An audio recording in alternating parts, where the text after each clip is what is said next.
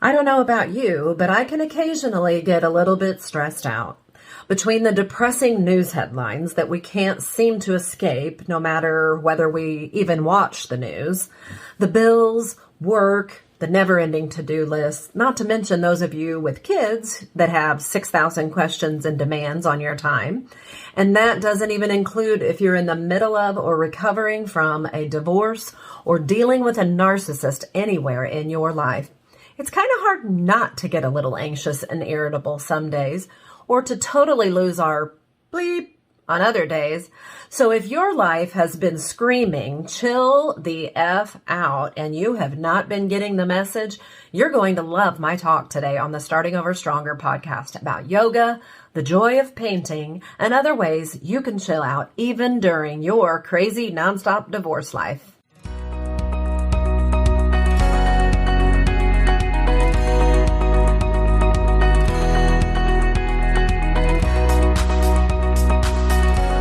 Welcome to the Starting Over Stronger show, where you'll find health and hope for your divorce survival and recovery. Divorce well, live well.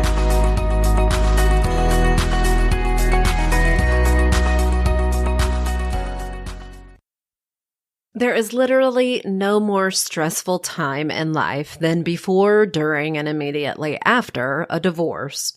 And that means there's literally no more important time for you to actively and intentionally participate in a variety of stress-reducing activities. So that is what I'm going to talk with you about today: how to chill out during divorce. I decided to call today's episode Yoga, the Joy of Painting, and Other Ways to Chill the F Out During Divorce, just for fun. I'm not usually too much of a potty mouth, but there are days. So speaking of chilling the F out, some people do find it therapeutic to curse. Sometimes, some occasions call for more than a gosh darn it or my personal favorite, geez Louise. Few things are as cleansing as a long string of expletives in just the right moment, right? I can't explain it. I just know I have personally enjoyed the benefit of it more than once in my life. You just don't want to make a habit out of it, because if you can't complete a sentence without it, you're most likely going to raise your spiraling stress, and probably that of anyone who has to listen to you. And you definitely don't want to start swearing like a sailor in front of your children or your soon-to-be ex's phone camera. I think you get the point. Watch your mouth, mind your P's and Q's when you need to, and then, if it's just one of those days, find a safe place and let her rip for a few. Perhaps on the opposite end of that spectrum, we have yoga. I cannot personally claim to be a yogi unless you can call yourself that. If you've ever done it and you're sort of mediocre at it, then I definitely am. But what I can tell you about yoga is that it's more of a workout than you might think. And by that, I mean you will have soreness in places you didn't even realize you had worked out because you don't even break a sweat. But if you do the right kind of yoga, that is. There's a lot of different types. I think the one that's a little more chill is called yoga flow. So check that out. And so what does yoga do to reduce stress? Well, besides that it's exercise, and of course, exercise of any kind burns stress, calories, increases serotonin in the brain, which is your feel-good hormone. You have to be wondering, though, what if I'm out of shape? Well, yoga is actually the best exercise if you're out of shape, maybe besides walking, because you just do it at whatever your comfort level and ability are. And if you can't afford a gym or you hate working out with other people, YouTube is full of free yoga videos, and not having time is a bad excuse too, because some of those videos are as short as 5 minutes. And therefore, you may be wondering, how much good is 5 minutes of yoga going to do? Well, I can't really answer that, but I do know that it's better than 0 minutes. And I bet that you, just like me, will pretty soon kind of get bored with that 5-minute one, and you'll be ready to do 10 or 15, and so on. Walking is another good one. Some like running or jogging. I do not. Maybe bicycle riding. Whatever you like to do to be active, you should go do it. The more you walk, run, ride your bike, or in any other way move your body, the better. And yes, that can even mean going dancing with the girls. It can mean pacing the house while you're talking on the phone.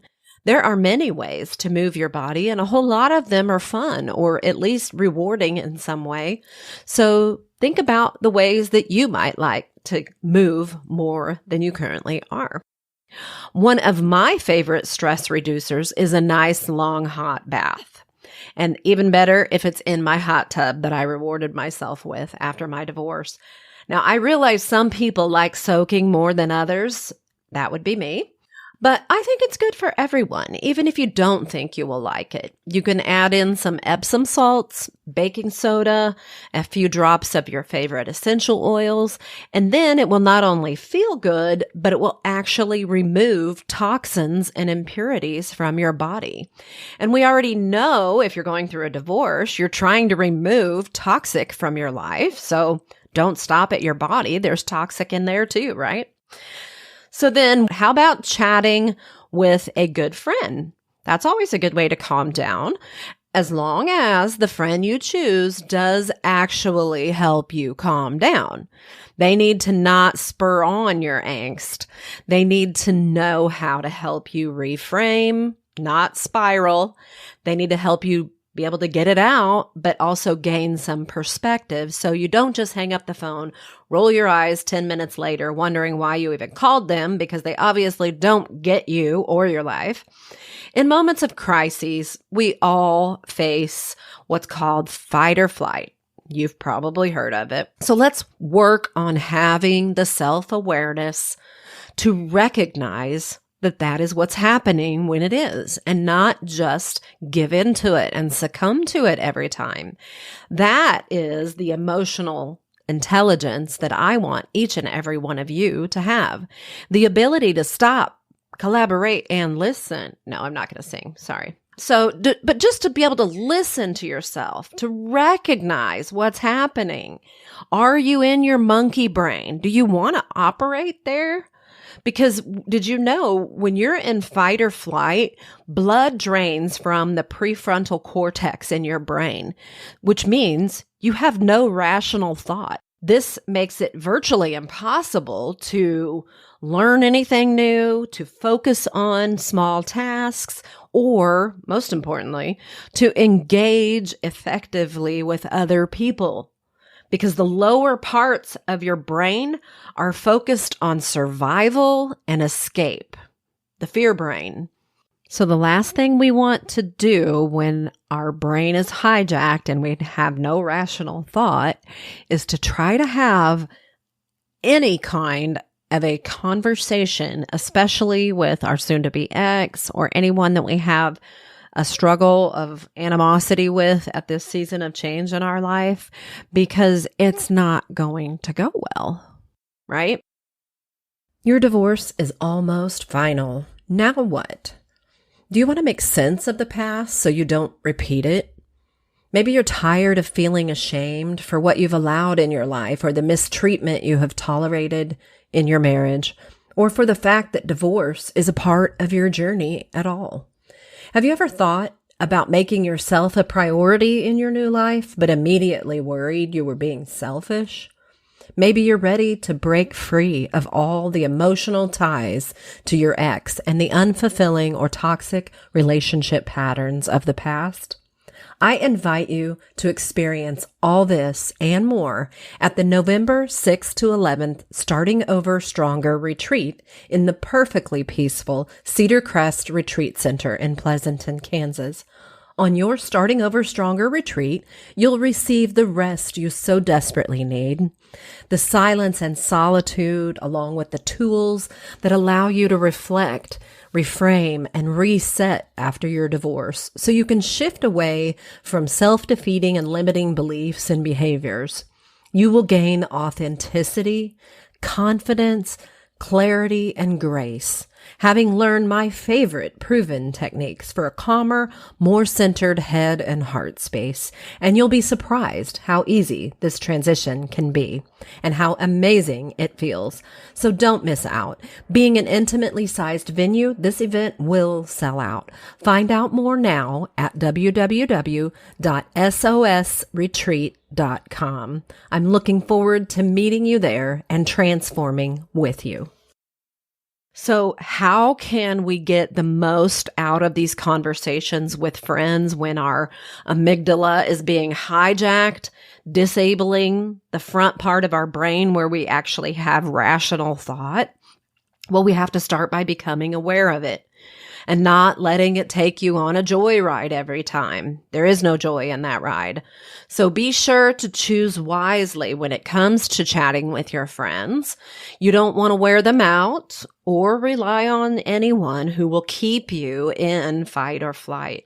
But while you're there in that rage moment, maybe some rage cleaning would be a good thing to do, right? Some of you listening to this podcast right now might actually be doing this. I hear the top 3 activities that people do while listening to podcasts is driving, walking or running, and rage cleaning. Okay, I made up that last one. It's actually just cleaning, but if you feel a little ragey, there's really no better time for that deep cleaning than when you're feeling like scrubbing things very firmly, right? So that might be a great thing to do if that bathtub hasn't been cleaned in months. Another great fun thing to do is to sing along with your favorite music turned up loud.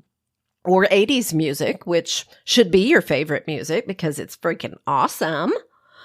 Okay, so turn on the music and sing your heart out. If your kids are home, they might actually enjoy doing that with you. Have you ever watched The Joy of Painting with Bob Ross? Remember it from the 80s? It was like the opposite of the amazing 80s music that I just talked about. It's like super chill. Well, maybe something like that would be enjoyable. Or maybe you have a creative flair that you haven't even tapped into. About 6 months ago, I decided I was going to start painting. I have no idea how to paint, but I decided I was going to start doing it. And I committed to doing at least one painting every month. And I have been doing that. There's a local place here where you can go and with your friends and paint a picture that's led. A teacher tells you, each brush stroke to do. And it actually turns out better than you might think. And it's super fun. But if you don't like painting or watching Bob Ross paint, what do you like to do that is a creative outlet? Do you write calligraphy? Do you like drawing pictures? Is there anything that you can think of? Maybe you play an instrument. Maybe you used to play an instrument years ago. Anything that would let you tune into that creative side of your brain is going to help you to chill out. So I hope that you can think of something. What about funny videos? What does laughter do? I think we so underestimate the power of laughter and smiling.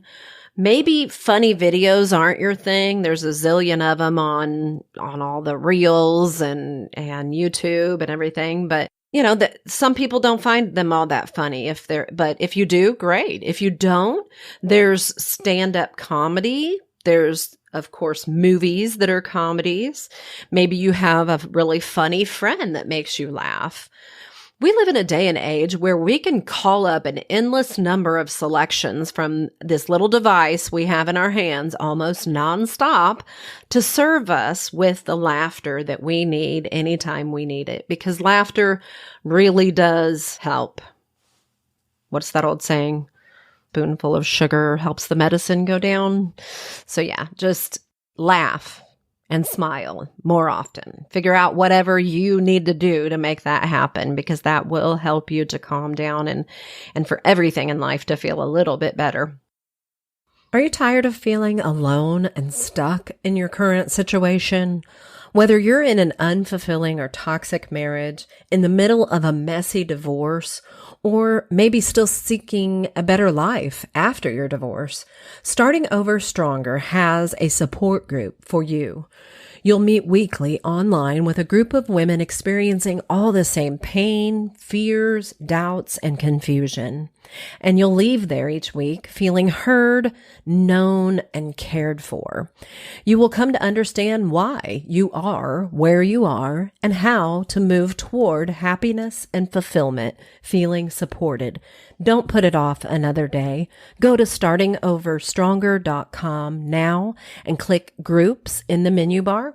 Get registered, and for just $88 a month, you'll start this week being a part of an amazing group of women whose presence and affirmation will help you feel less alone and stuck and more clear and confident come what may. Speaking, though, of how often we have our phones in our hands, I don't think we can do the topic of stress reduction justice without talking about unplugging. How often do you either turn your phone off, turn it on silent, or plug it in another room and just be away from it? How do you go about doing that? Do you have to put it in the other room? Can you put it in your pocket and forget about it for a few hours? Whatever you have to do, I think we cannot underestimate the power of regulating our brains by getting away from the screens in our life. And that's computer, phone, internet, games, TV. I mean, we have so many screens in our lives anymore, and it creates more stress than we even realize. So think about how you can unplug from your phone more often. I promise, even though you may have people in your life who give you a hard time about it, you will survive. They will survive without you for a little while. It wasn't all that long ago that when you wanted to talk with someone, you had to call their house and leave a message on their answering machine. And then you had to wait, sometimes hours, maybe even days, to hear back from them. And I think we've gotten so far away from that people don't even realize how demanding they have become of other people to get immediate responses to their every question and thought. And it's just not healthy. We need to unplug from this technology life that we all seem to live nowadays. So those are my ideas. What other ideas do you have? There's so many things that we can do to have fun and to relax. And the thing that I think we need to realize is that it is not wasting time to do that. These types of de-stressors are not luxuries. They alter the way our brain operates. And you tell me, when could it possibly be more important for your brain to be operating at its peak efficiency than during divorce or during the recovery period from divorce or abuse? None. You need this in your life. So I'm just going to review the list that I gave you, and I'm going to challenge you to grab a piece of paper if you don't already have one, write all of these down, and then add to the list. Because once I get you going, I bet you can add 10 more things to this very easily. And then put that list somewhere that you will remember to look at it. And every day, pick at least one thing from that list and make it happen. No excuses. So my list was yoga, walking, running or jogging, bicycle riding, hot baths or the hot tub if you have one or access to one, cursing, remember, use that in moderation, chatting with a good friend, remembering fight or flight, and being self-aware in those hard moments. Cleaning, listening to podcasts, listening to great music. Remember, that would be 80s music, right? Okay. Make sure you were listening. Watching funny videos, stand-up comedians, or funny movies.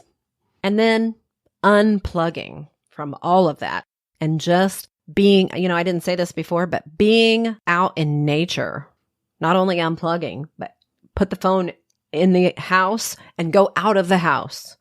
Sunshine, fresh air. Oh, it just does something for you, right? So make these things happen, okay? I want you to tell me. Ads are so annoying, aren't they? As a podcast listener myself, I know this to be true.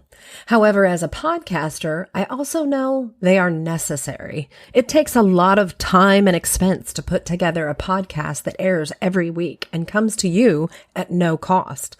As a woman recovering from divorce myself, I know that you understand my time is valuable. And that's why after almost 2 years on the airwaves and over 100 episodes, I find it necessary to start advertising to make it possible to continue to bring you this quality content that I know you need and want each week. But you can skip the ads altogether. Want to know how? Go to patreon.com/SOSdivorce and you'll be able to select from 3 Patreon fan club member tiers that range from just $5 to $10 a month. You'll never miss it, and you never have to hear another ad again. You can also get bonus content, early access to episodes, and more. That's patreon.com/SOSdivorce, and Patreon is spelled Patreon. Thank you for your support of me as I offer support to you. We are all in this together. I want you to jump over to the Facebook group page. If you're not on it yet, it's called Starting Over Stronger After Divorce. And I want to know what chill out tips that you're going to implement and how they help you. Share that positivity over there on that group page, because there's a lot of people on that page that are in the exact same place you are right now. And the stress level is incredibly high and they really need to feel better. And so do you. So encourage each other there. I would love to meet you there as well. And of course, you can always email me at Annie@startingoverstronger.com. And if you haven't visited the startingoverstronger.com website ever or recently, I would encourage you to go check it out. There's been some changes there. I have added speaking events. So if you have a group or if you know of a group that is looking for a speaker, I talk on many subjects, as you know, if you listen to this podcast, but one in particular is on a method of journaling called Pathway to Peace that I teach. And then there's many others as well. And I would love to help you or your group out by sharing the wisdom that God and life have given me and the other things that are going to be new on that Starting Over Stronger website soon. Very soon, I hope. I'm going to be launching the retreat page where you can learn about the upcoming Starting Over Stronger post-divorce retreat, which the first one in the books is November 6th of this year. And that will be at a very peaceful and wonderfully healing retreat center in Kansas. And so if you live here in Kansas, Missouri, it's not too far. If you don't, an airplane will take you there. And it is a wonderful spot. So I hope that you'll check those resources out. And I will meet you back here again next week for more help as you divorce and hope as you are starting over stronger.